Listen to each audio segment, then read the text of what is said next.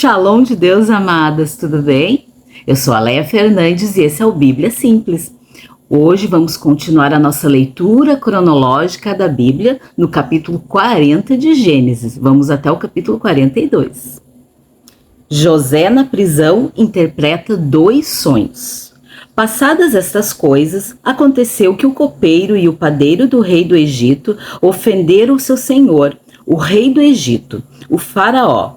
Indignou-se contra os seus 2 oficiais, o copeiro-chefe e o padeiro-chefe, e mandou prendê-los na casa do comandante da guarda, no cárcere onde José estava. O comandante da guarda os deixou aos cuidados de José, para que o servisse, e por algum tempo estiveram na prisão. Os 2 sonharam cada um seu sonho na mesma noite, cada sonho com seu próprio significado. O copeiro e o padeiro do rei do Egito, que se achavam encarcerados. Quando José chegou pela manhã, viu-os e eis que estavam preocupados. Então perguntou aos oficiais de Faraó, que estavam com ele no cárcere da casa do seu senhor: "Por que vocês estão com a cara triste hoje?" E eles responderam: "Tivemos um sonho e não há quem o interprete." José lhes disse: "Não pertencem a Deus as interpretações? Conte-me, que sonho tiveram?" Versículo 9, o sonho do copeiro-chefe. Então o copeiro-chefe contou o seu sonho a José. Ele disse: "Em meu sonho havia uma videira diante de mim, e na videira havia 3 ramos. Ao brotar a videira havia flores, e seus cachos produziam uvas maduras. O copo de Faraó estava na minha mão. Peguei as uvas e as espremi no copo de Faraó e a entreguei a Faraó." Então José disse: "Esta é a interpretação do sonho. Os 3 ramos são 3 dias. Dentro de 3 dias, Faraó vai reabilitar você e reintegrá-lo a seu cargo. E você lhe dará o copo na mão dele, segundo o costume antigo, quando era seu copeiro. Porém, lembre-se de mim, quando tudo lhe correr bem. Peço que você seja bondoso para comigo e fale a meu respeito com Faraó, e me tire dessa prisão, porque, de fato, fui roubado da terra dos hebreus, e aqui nada fiz para que me pusessem nessa masmorra." Versículo 16. O sonho do padeiro-chefe.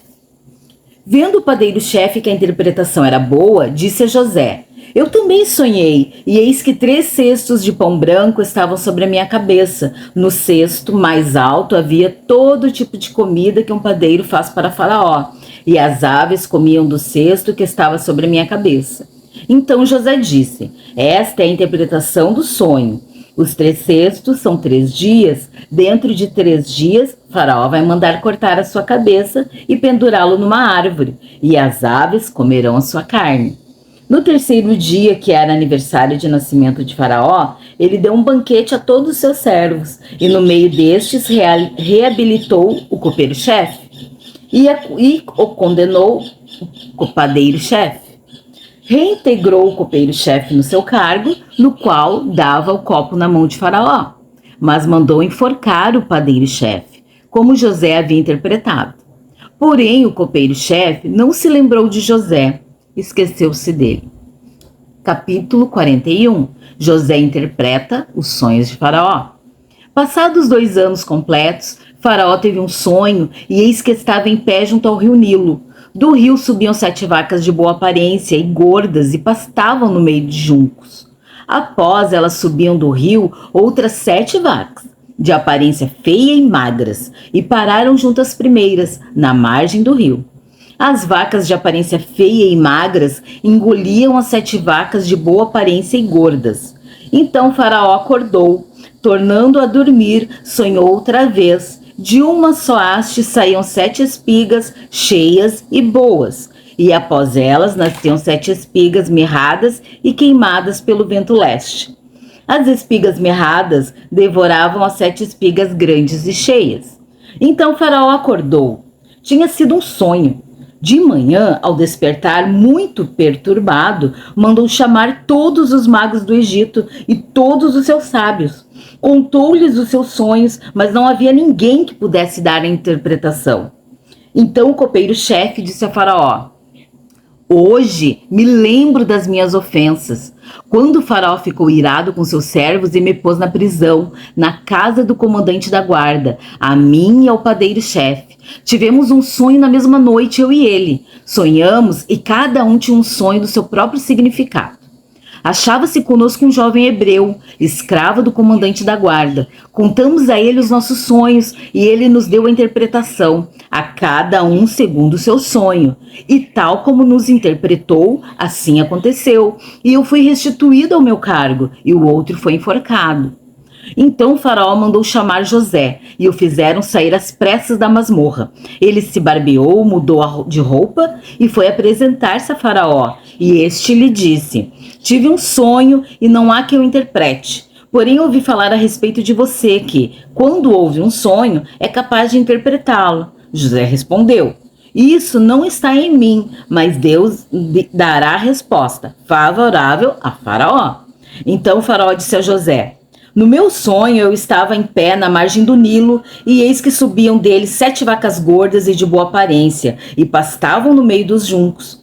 Após estas subiam outras vacas fracas, muito feias e magras. Eu nunca tinha visto vacas tão feias em toda a terra do Egito. E as vacas magras e ruins devoravam as primeiras 7 vacas gordas. E depois de as terem engolido, não davam aparência de que as tinham devorado, pois o aspecto delas continuava ruim como no princípio. Então acordei.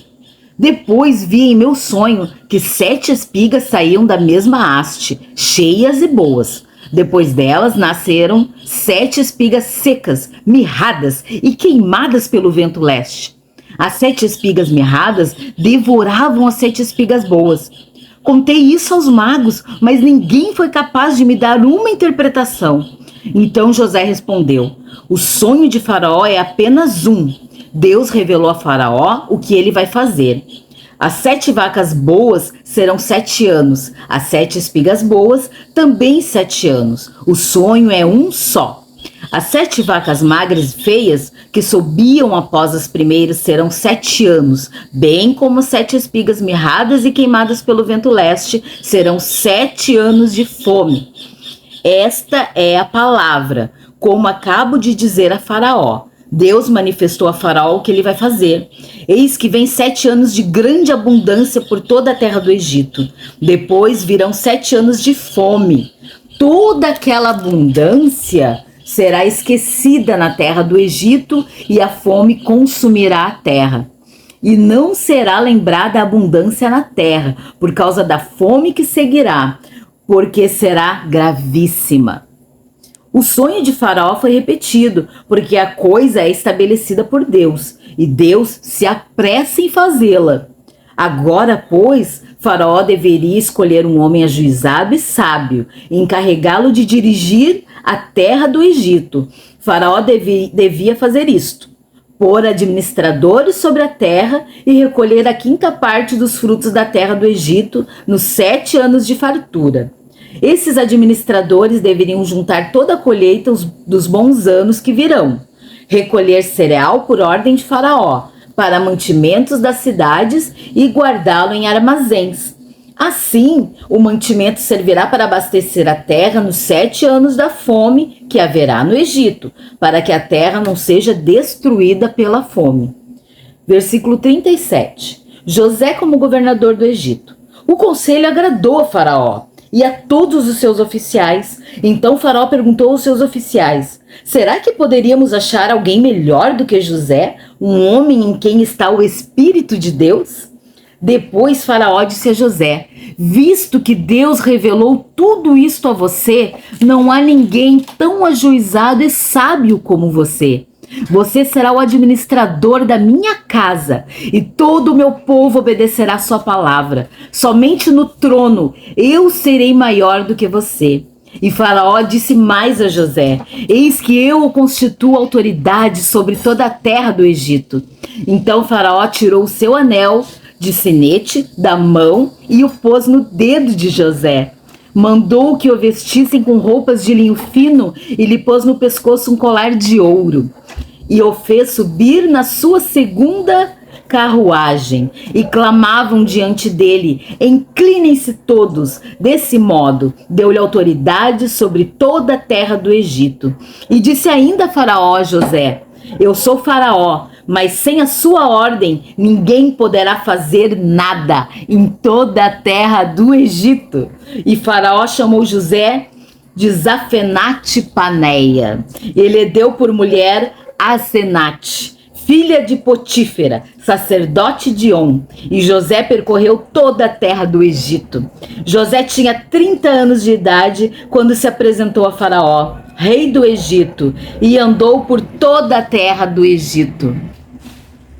Nos 7 anos de fartura, a terra produziu com abundância. E José ajuntou todo o mantimento que houve na terra do Egito durante os 7 anos e o guardou nas cidades. O mantimento do campo ao redor de cada cidade foi guardado na mesma cidade. Assim, José ajuntou muitíssimo cereal, como a areia do mar, até perder a conta, porque ia além das medidas. Antes de chegar à fome, nasceram 2 filhos a José, os quais lhe deu Asenate, filha de Potífera, sacerdote de On. Ao primogênito, José chamou de Manassés, pois disse: Deus me fez esquecer todo o meu trabalho e toda a casa de meu pai. Ao segundo deu o nome de Efraim, pois disse: Deus me fez próspero na terra da minha aflição. Passados 7 anos de abundância que houve na terra do Egito, começaram 7 anos de fome, como José havia predito. E havia fome em todas as terras, mas em toda a terra do Egito havia pão. Quando toda a terra do Egito começou a sentir fome, o povo clamou a Faraó por pão. E Faraó dizia a todos os egípcios: vão falar com José e façam o que ele disser. Havendo, pois, fome sobre toda a terra, José abriu todos os celeiros e vendia aos egípcios, porque a fome aumentava na terra do Egito. E todas as terras vinham ao Egito para comprar de José, porque a fome aumentava em todo o mundo. Capítulo 42. Os irmãos de José vão ao Egito. Quando José soube que havia mantimento no Egito, disse aos seus filhos: por que vocês estão aí olhando uns para os outros? Quando Jacó soube que havia mantimento no Egito, disse a seus filhos: por que vocês estão aí olhando uns para os outros? E acrescentou: ouvi dizer que há cereais no Egito. Vão até lá e comprem cereais, para que vivamos e não morramos. Então 10 dos irmãos de José foram para comprar cereal do Egito. Mas Jacó não enviou Benjamim, o irmão de José, na companhia dos irmãos, porque dizia: e se lhe acontecer algum desastre? Entre os que iam, pois, para lá, foram também os filhos de Israel, pois havia fome na terra de Canaã. José era governador daquela terra. Era ele quem vendia todos os povos da terra. Os irmãos de José vieram e se prostraram com o rosto em terra diante dele. Quando José viu seus irmãos, reconheceu-os, porém não se deu a conhecer. Foi ríspido com eles e lhes perguntou: de onde vocês vêm? Responderam: da terra de Canaã, para comprar mantimento. José reconheceu os irmãos, mas eles não o reconheceram. Então José se lembrou dos sonhos que teve a respeito deles. Ele lhes disse: vocês são espiões e vieram para ver os pontos fracos da terra. Eles responderam: não, meu senhor, estes seus servos vieram só para comprar mantimento. Somos todos filhos de um mesmo homem, somos homens honestos. Estes seus servos não são espiões. Ele, porém, lhes respondeu: nada disso, pelo contrário, vocês vieram para ver os pontos fracos da terra. Eles disseram: nós, seus servos, somos 12 irmãos, filhos de um homem da terra de Canaã. O mais novo está hoje com nosso pai, outro já não existe. Então José lhes disse: e como já falei, vocês são espiões, nisto vocês serão provados. Juro pela vida de Faraó que vocês não sairão daqui sem que primeiro venha o irmão mais novo de vocês. Enviem um de vocês que busque o seu irmão. Vocês ficarão detidos para que sejam provadas as palavras de vocês. Se há verdade no que dizem, ou se não, Juro pela vida de Faraó que vocês são espiões. E deixou todos presos por 3 dias. No 3º dia, José lhes disse: façam o seguinte e viverão, pois temo a Deus, se são homens honestos, que um de vocês fique detido aqui, onde estão presos. Os outros podem ir levando cereal para matar a fome de suas famílias. E tragam-me o seu irmão mais novo, com que serão verificadas as palavras de vocês, e vocês não morrerão. E se dispuseram a fazê-lo. Então disseram entre si: na verdade, estamos sendo castigados por causa do nosso irmão, pois vimos a angústia de sua alma, quando nos pedia e não lhe demos ouvidos. Por isso, nos sobrevém agora esta ansiedade. Rúben respondeu-lhes: não é verdade que eu disse? Não pequem contra o jovem? Mas vocês não quiseram me ouvir, pois agora estão vendo que o sangue dele está sendo requerido por nós. Eles, porém, não sabiam que José os entendia, porque ele lhes falava por meio de um intérprete. E retirando-se deles, José chorou. Depois, voltando para junto deles, lhes falou outra vez. Escolheu Simeão e o algemou na presença deles.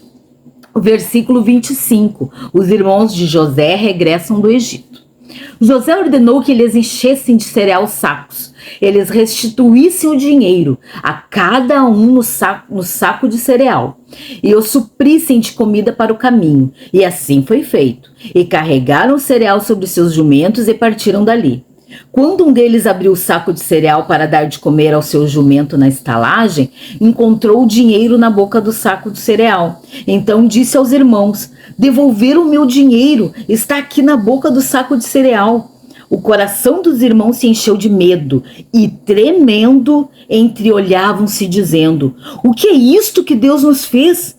E vieram para Jacó, seu pai, na terra de Canaã, e lhe contaram tudo o que lhes havia acontecido, dizendo: o homem, o senhor da terra, falou conosco de maneira ríspida e nos tratou como espiões da terra.